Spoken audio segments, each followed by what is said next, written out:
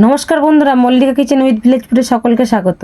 বন্ধুরা, আমি আজকে করব মুসুর ডালের গোলগাপ্পা। তার জন্য আমি একটা আলু ছুলনিতে ছুলে নিচ্ছি, ডাইরেক্ট জলের মধ্যে ছুলছি। এটা ছেঁকে আমি তুলে নেব। তুলে নিয়ে মুসুর ডাল নিয়েছি বন্ধুরা, আর এখানে আটা নিয়েছি, একটু নুন দিয়ে মাখিয়ে নেবো। কীভাবে আমরা গোলগাপ্পা খাই, ছোটোবেলায় কীভাবে খেয়েছি।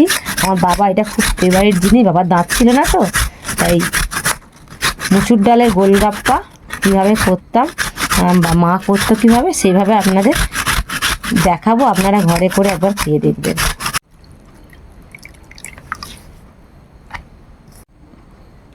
বন্ধুরা, একটু নুন দিয়ে আমি ময়দাটাকে মেখে নেব।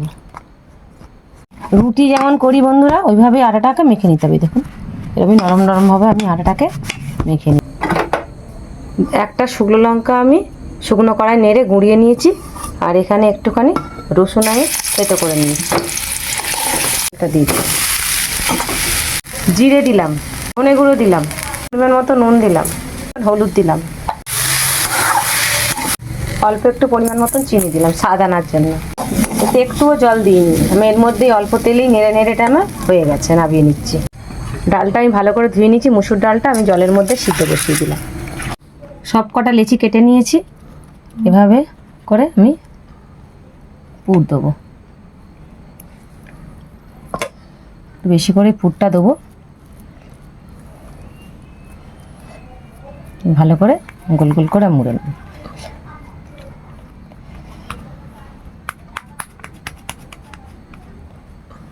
যাতে না ফাটে বন্ধুরা, এইভাবেই আমি সব কটা করে নেব। সিদ্ধ ডালের মধ্যে আমি পরিমাণ মতো নুন দিয়েছি বন্ধুরা। সব কটা পুর দিয়ে দিয়েছি, দিয়ে এইভাবে আমি চেপটে চেপটে নিয়েছি। এবার আমি এটা ডালের মধ্যে দেবো। ডালটা দেখুন একটু হালকা হালকা খচখচে আছে। একটু আমি হলুদ দিয়ে দিয়েছি এর মধ্যে, ভালো করে সিদ্ধ হোক।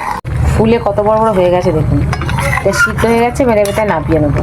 তেলেতে ফোড়ন দেবো। একটা শুকনো লঙ্কা, একটু জিরে আর কটা কারি পাতা নিয়েছি। এটা আমি তেলের মধ্যে ফোড়ন দেবো।